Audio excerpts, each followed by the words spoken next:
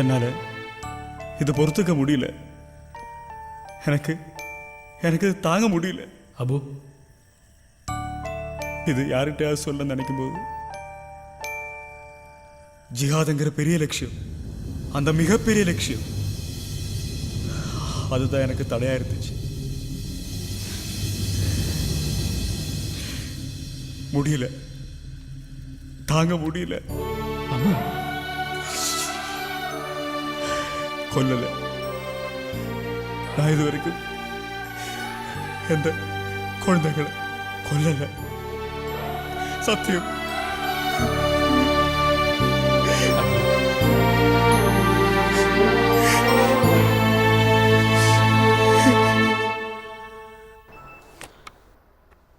So brilliant and exploding.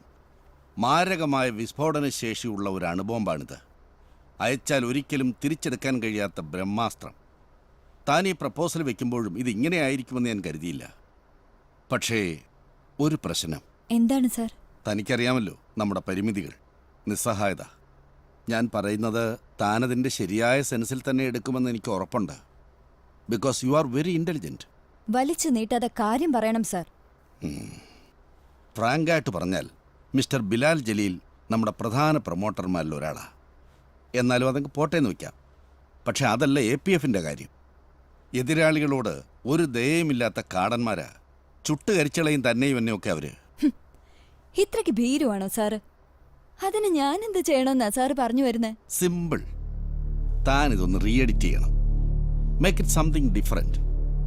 വേണ്ടാത്ത കാര്യങ്ങളൊക്കെ കളഞ്ഞ് ഇലയ്ക്കും മുള്ളിനും കേടില്ലാതെ നമ്മുടെ ന്യൂസ് എഡിറ്ററെ കൂടി കൂട്ടിക്കോ. അയാൾ പറഞ്ഞു തരും അതിൻ്റെ ഒരു സ്ട്രാറ്റജി. വേണ്ട സാർ, അതിന്റെ ആവശ്യമില്ല. അങ്ങനെ അങ്ങ് തോറ്റു കൊടുക്കാനായിരുന്നെങ്കിൽ ഇതുവരെ ജോലി ചെയ്ത ഒരു ചാനലും വിടേണ്ടി വരില്ലായിരുന്നു എനിക്ക്. സാറിനെ വിശ്വസിച്ചതായി എനിക്ക് പറ്റിയ തെറ്റ്. ഇതിന്റെ ഒരു സാധ്യത ഞാൻ മുൻകൂട്ടി കാണണമായിരുന്നു. ജീവൻ പണയം വെച്ച് ഞാൻ ഉണ്ടാക്കിയതായി ഈ തെളിവുകൾ. ഞാൻ പറഞ്ഞത് താൻ തെറ്റിദ്ധരിച്ചു. ഇതിന്റെ ഒരു സീരിയസ്നെസ് മനസ്സിലാക്കാത്തത് കൊണ്ടാ താൻ. അറിയാം സാർ, അതിനുള്ള ധൈര്യം ഉള്ളത് കൊണ്ട് തന്നെയാ ഞാൻ ഇതിന് ഇറങ്ങി പുറപ്പെട്ടത്. ഇതിൽ എന്റെ ടാർഗറ്റ് വളരെ ക്ലിയറാ. മതത്തിന്റെ പേരിൽ മനുഷ്യനെ തമ്മിൽ അടുപ്പിച്ച് ചോര കുടിക്കുന്ന ഈ ചെന്നായ്ക്കളുണ്ടല്ലോ, അവരുടെ മുഖം മുടിപ്പിച്ച് ചീന്തണം എനിക്ക്. അവരുടെ യഥാർത്ഥ മുഖം വെളിച്ചത്ത് കൊണ്ടുവരണം എനിക്ക്. മതത്തിനും ദൈവത്തിനും നിരക്കാത്ത പ്രവൃത്തികളാ അവർ ചെയ്തുകൊണ്ടിരിക്കുന്നത്. ജനങ്ങൾ മനസ്സിലാക്കട്ടെ ഇവർ നടത്തുന്ന ദേശവിരുദ്ധ പ്രവർത്തനങ്ങളെ പറ്റി. കൂൾ ഡൗൺ സാക്ഷി, കൂൾ ഡൗൺ. താൻ ഈ ക്ഷോഭം നടക്ക്. ഇത് തന്നെയാ തന്റെ തകരാറ്, ഈ എക്സ്ട്രീമിസം. ഞാൻ പറഞ്ഞു എന്നല്ലേ ഉള്ളൂ. താനതെങ്കിൽ തന്നേക്ക്, നമുക്ക് വഴിയുണ്ടാക്കാം. നോ സർ, എനിക്ക് വേണ്ട താങ്കളുടെ സഹായം.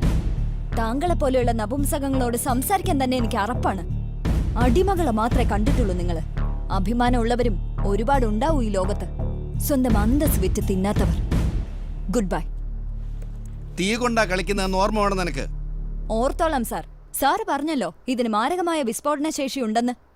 കാത്തിരുന്നോ ഒരു മഹാസ്ഫോടനത്തിന് സാക്ഷ്യം വഹിക്കാൻ.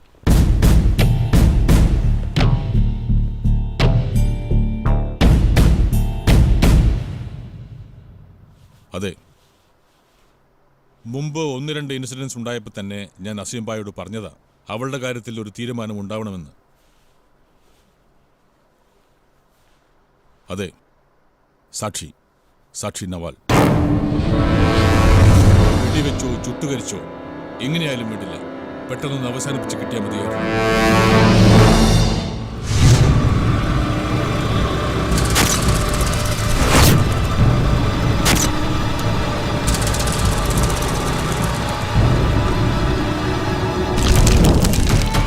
जिहाद के जाबाजों को जन्नत मिलने का मौका आ गया है। अभी पूरे दक्षिण भारत में समीर के नाम से दहशत फैलेगी। मुजाहिदीन के नाम से पूरी दुनिया में खौफ मचना चाहिए। जय जिहाद, जय जिहाद, जय जिहाद।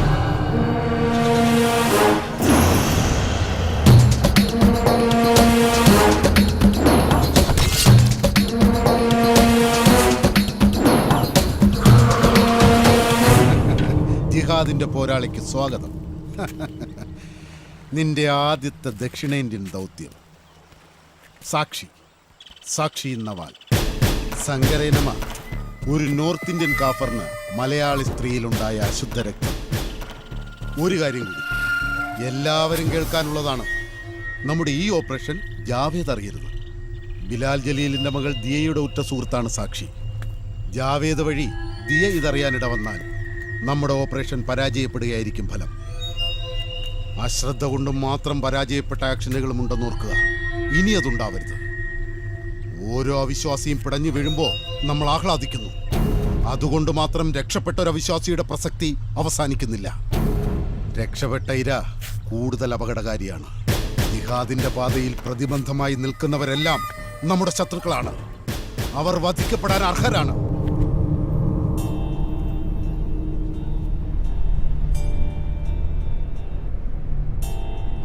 നിന്റെ ഈ നിലപാട് ശരിയല്ല സാക്ഷി. എല്ലാ കാര്യത്തിലും ഇതേ ഈസിനസ് തന്നെയാ നിനക്ക്. അവര് നിന്നെ എന്തെങ്കിലും ചെയ്യാൻ ശ്രമിക്കാതിരിക്കില്ലെന്ന് എനിക്ക് ഉറപ്പാണ്. കഴിഞ്ഞ 2 മാസത്തിനിടയിൽ ഈ സിറ്റിയിൽ എന്തൊക്കെയാ സംഭവിച്ചേ? ഒരു ബോംബ് ബ്ലാസ്റ്റ്, 2-3 കൊലപാതകങ്ങൾ, ബ്രൂട്ടൽ.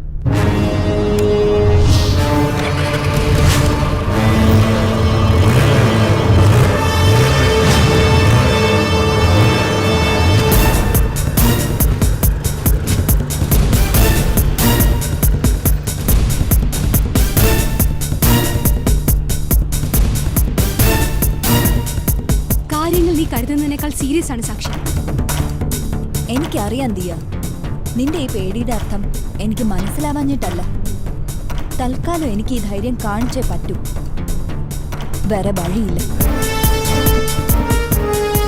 ഒരു ബൈക്ക് കുറച്ചു നേരമായിട്ട് നമ്മുടെ പിന്നാലെ ഉണ്ട്.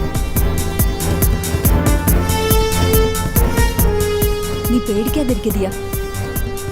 ഈ നഗരമധ്യത്ത് വെച്ച് പട്ടാപ്പകൽ നമ്മളെ ആരും ഒന്നും ചെയ്യാൻ പോകുന്നില്ല. എല്ലാം ഈ നഗരമധ്യത്തിൽ വെച്ച് തന്നെയാ സംഭവിച്ചത്. അവർക്ക് നാടും നഗരമൊന്നും ഒരു പ്രശ്നമല്ല സാക്ഷി. നീ അയാളെ ഒന്ന് കയറ്റി വിട്ടേക്ക് പ്ലീസ്. ഞാൻ പറയുന്നൊന്ന് കേക്ക്.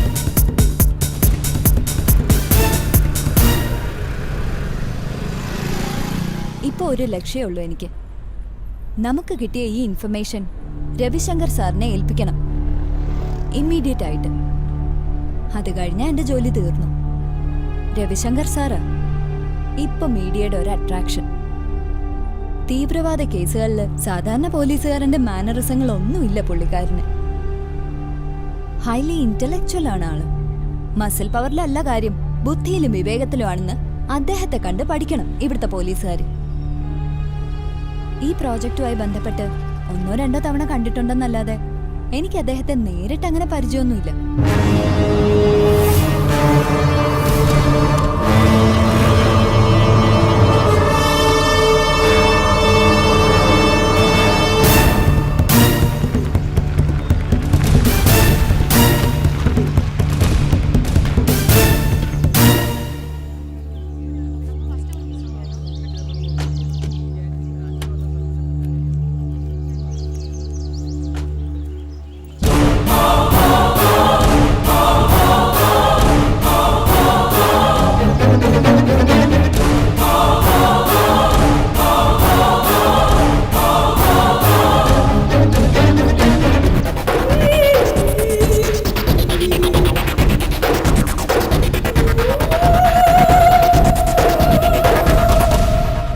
സാർ ഇത്രയും നേരം നിങ്ങൾ കാത്തിരിക്കുകയായിരുന്നു. ഇപ്പോൾ ഒരു മീറ്റിങ്ങിന് കയറിയേ ഉള്ളൂ. ഒരു കാര്യം ചെയ്യും, നിങ്ങൾ കുറച്ച് വെയിറ്റ് ചെയ്യും. ഓക്കെ ഓക്കെ, വെയിറ്റ് ചെയ്യാം.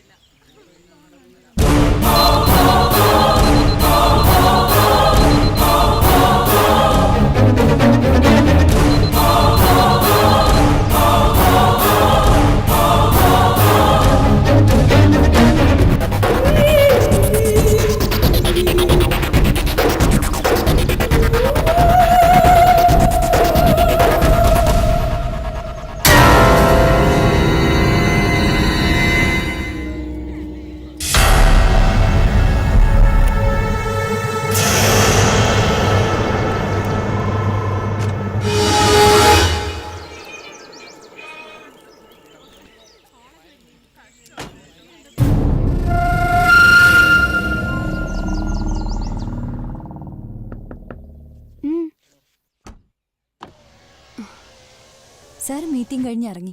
നീ ഇവിടെ ഇരിക്ക, ഞാൻ പോയിട്ട് വരാം. ശരി. ഓക്കെ.